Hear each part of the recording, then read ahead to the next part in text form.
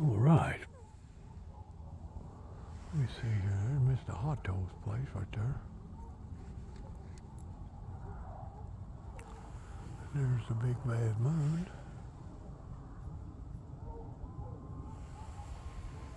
And if you look over here,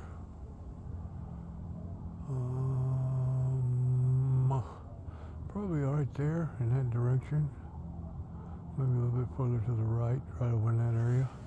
Probably be where Jim Boy puts his stuff. Right in that area right there. And then, Jack, back over here. Come on. Get over here. Jack, come here. I put a shot collar on him with a light on it, 2 lights on it. That way when I'm lying here at night, I can still see him. I don't know where he is. Right there's my piece of property right there. Looking at it from the back side, and there's somebody leaving right there. So it's not too primitive. Whenever you can see automobiles going up and down the highway.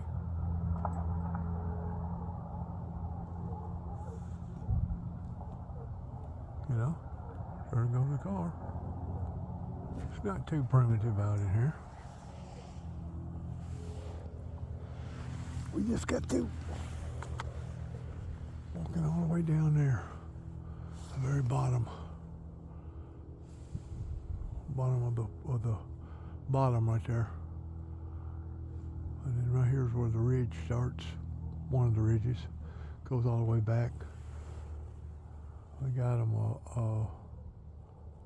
a cap right there, a drain cap, goes back over there into that ditch. And then they got 2 back over that way that goes back over there in that other ditch. And then they got the main one right here and the front one back over there, pretty close to the road. These people know what they're doing. They're not out here just scratching around in the dirt. They actually have a agenda in trying to save the ground from washing and have it preserved for the next generation and the generation below them possibly. As one of the owners said, if you take care of the land ordinarily will take care of you. And they got another deal right there. Looks a little low right there. I guess they just need to fill it up just like that spot right there. But eventually they'll have all this right here at a gradual incline going all the way down. So it gets down to that area.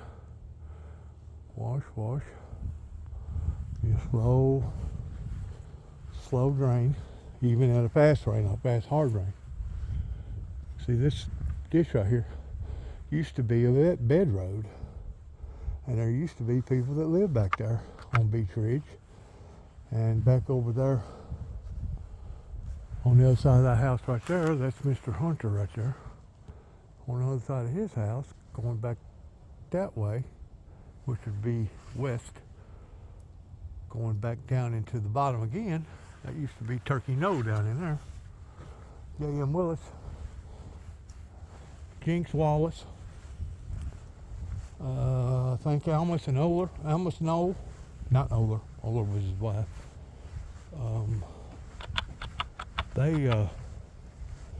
And Morgan and 4 or 5 other ones around here. They coon hunted down here years and years ago. Used to be some of the best coon dogs around here you could think of.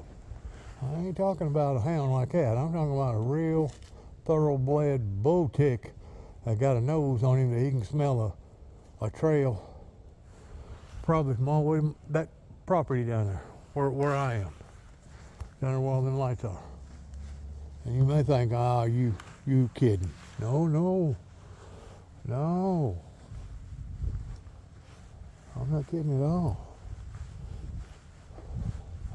If an animal, especially a male, if he can smell a female, probably up to 5 miles away, if the wind blowing just right, you know good and well if they're trained to smell raccoons, they can smell a coon out, and they'll get on their trail and they'll go to barking.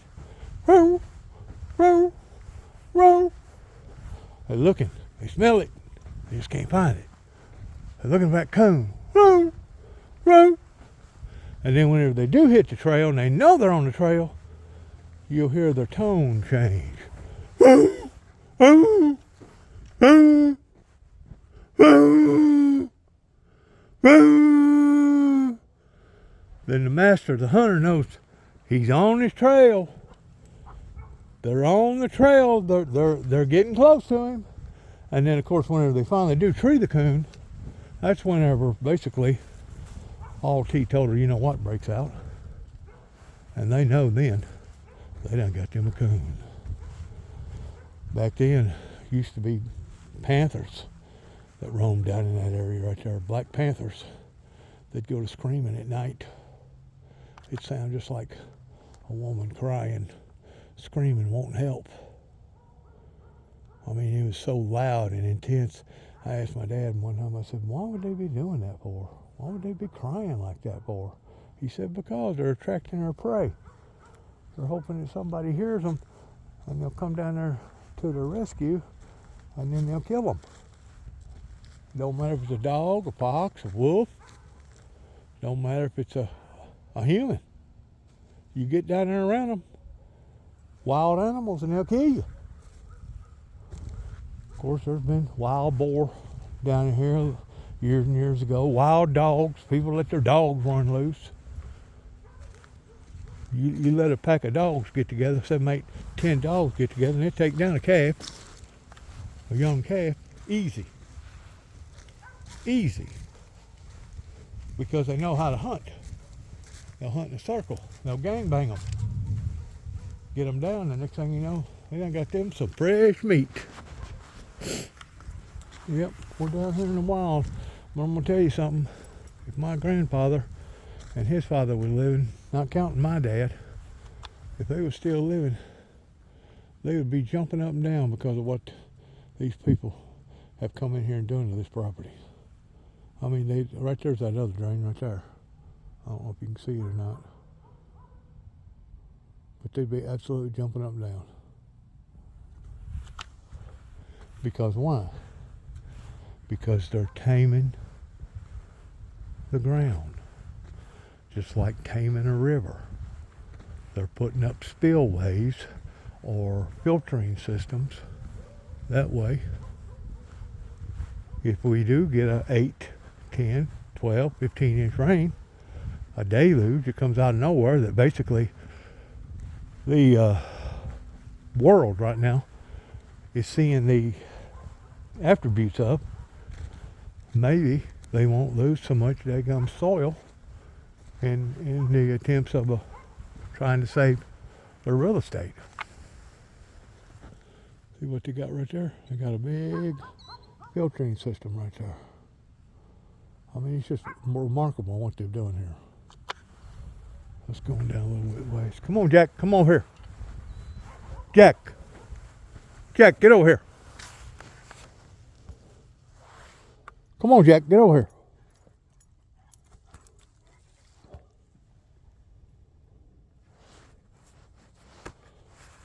They're saying that the moon, this is January the 3rd, 2026, they're saying that the moon tonight will be as close to the Earth as it will be up until about November of this year.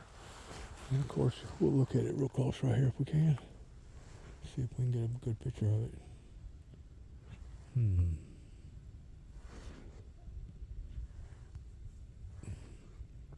It may actually come through better after it passes and I take a better look at it. Looking at the west versus looking at the east. Right now, that's looking at the east side.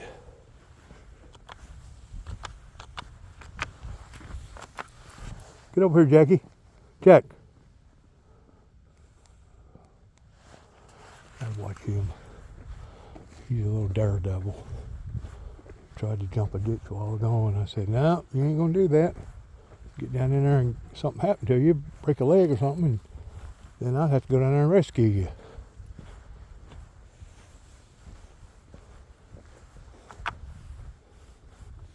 See what they've done right here?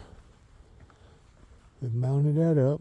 It looks like they put a net right there and probably put seed on it, some grass seed, keep it from washing. And basically made a big filtering system right here. That way whenever the water did penetrate up through here, it wouldn't wash the dirt, and it would go up through here, and it would gradually go all the way down to where that spigot was sticking out of the ground a while ago, and then it would drain off into another ditch.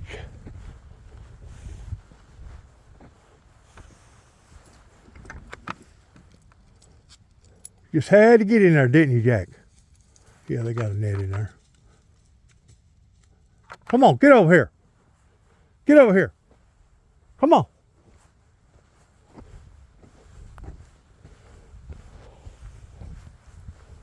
Well, it's a beautiful night to be out tonight, even though it's a little chilly. I guess it's what, probably about 35. I don't know if it's freezing yet. But this is another thing that he's done right here that I like. You got a knoll right here, arbiter, whatever you want to call it, right here.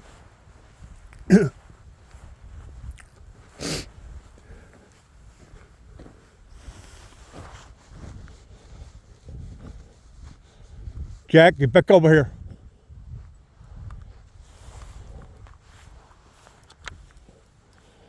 Water coming out of this field right here. That pond slows it down, and my grandfather and great-grandfather dug years ago. It come out right here.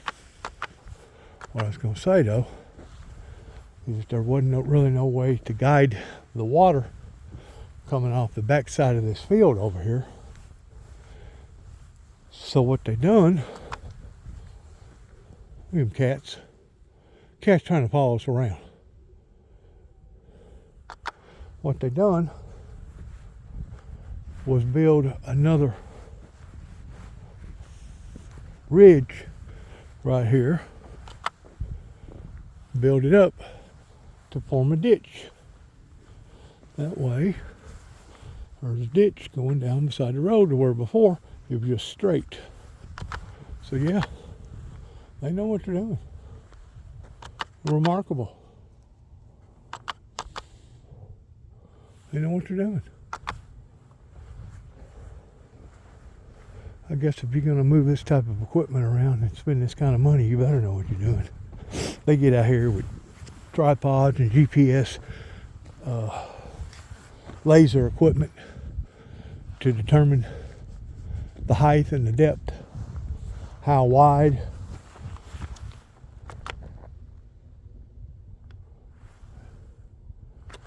Kind of like a science. And it's just, come on, Jack, come on. Jack! It's just remarkable in what that they can do now. You better come. Let's see if we can get another shot of the moon. Yep, she's a moon. Get on back here, Jack. Beautiful night to be out. Like I said, years ago, whenever I was just a kid growing up, 8, 10, 12 years old, the biggest part of that field right there from that ridge on down was nothing but woods and trees. Now TWRA, Tennessee Wildlife Association, has taken the majority of it over from basically the bottom end of that field all the way to the river. Because just on the other side of that river is where the big cypress tree used to be. That stood about 150 foot higher than the rest of the tree line.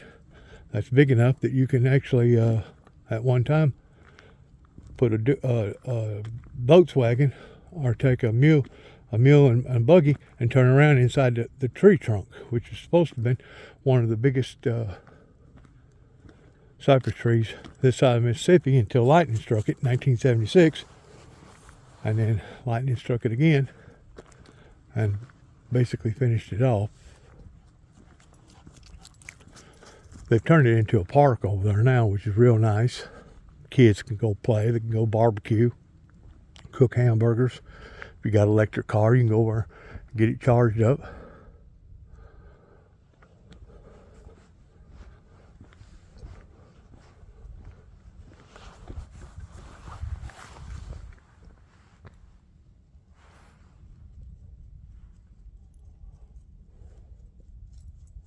I was hoping maybe, just maybe, I could see some of those northern lights that they keep talking about.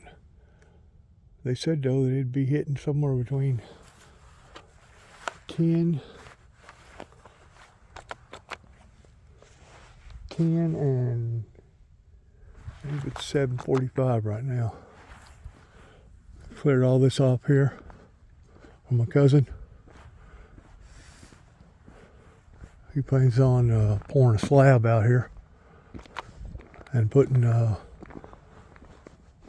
conduit up underneath the concrete before he pours the concrete. That way he can run the wires underground. He plans on parking his RV. It's about my side, but I think it's got 4 sliders on it. And then he's going to build a pole barn similar to my pole barn over there, big enough that he can pull his RV in. The only difference is he plans on living in his, which originally my brother and I, Jack, leave them cats alone.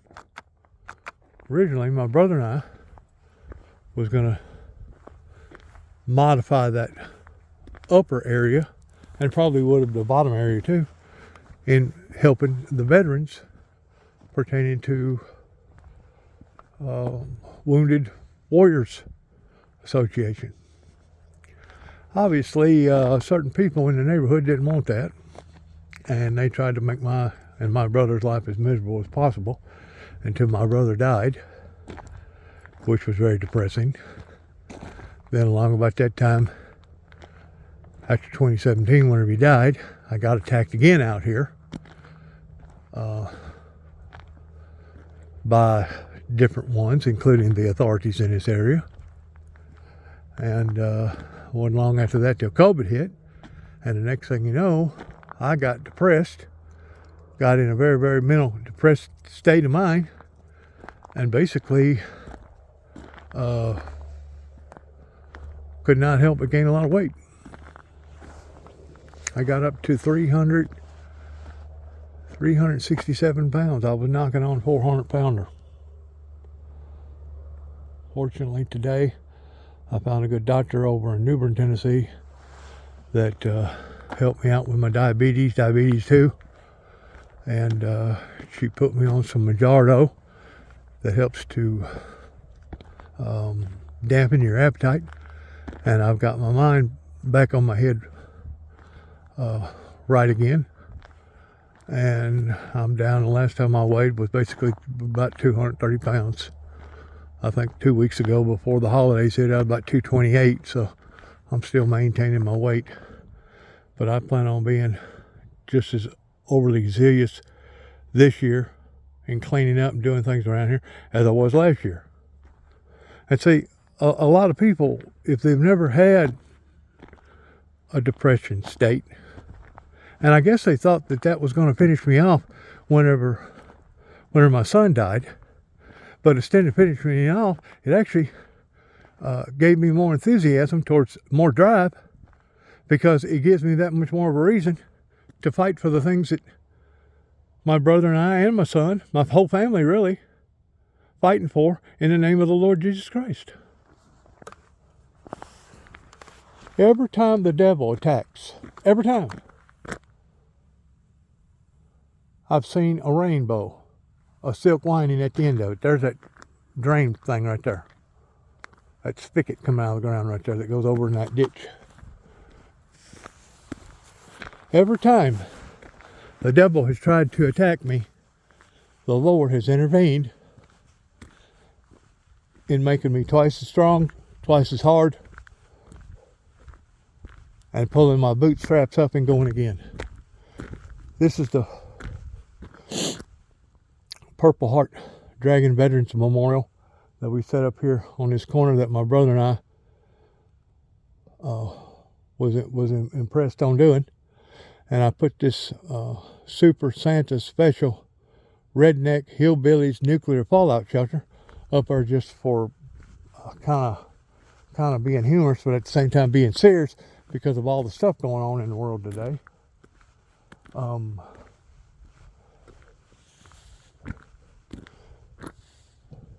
For our veterans and our first responders.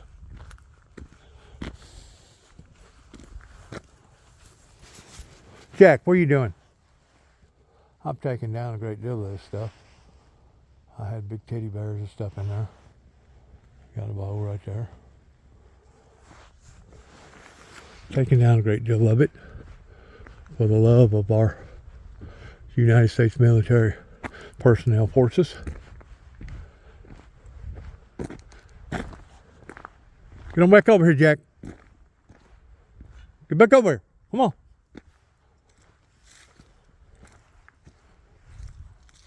You listen sometimes.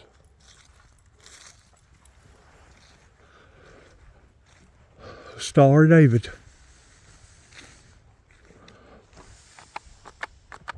Blessed.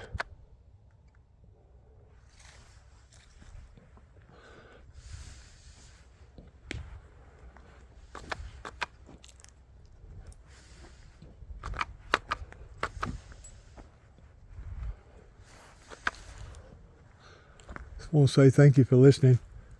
Thank you for your prayers last year, being concerned. Good luck to all of us. God bless America. God bless our troops. God bless our endeavors towards which way we go from this moment on in this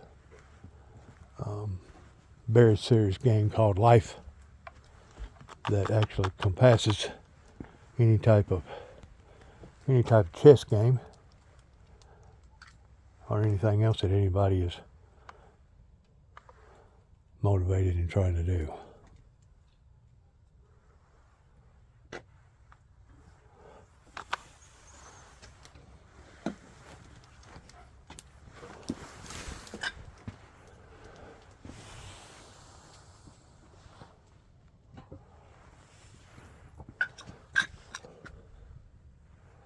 Got me a little love tunnel here that I put Santa in. And I got this right here fixed. Mr. Hotto helped me. Him and his son did.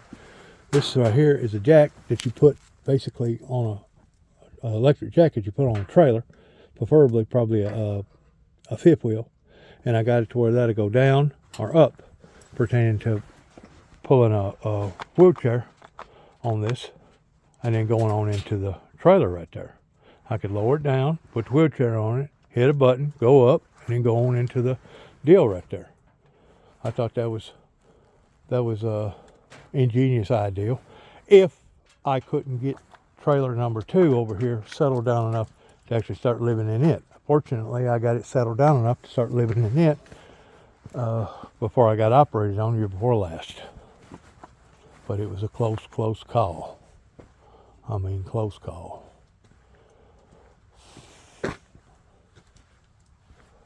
Plus, I had complications with my operation a little bit towards soft tissue infection.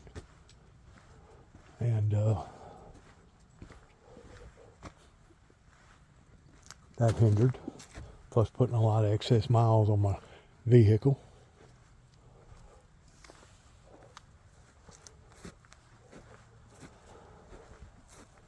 I had to go to Huntsville, Alabama, and get my son's toolbox that he gave me.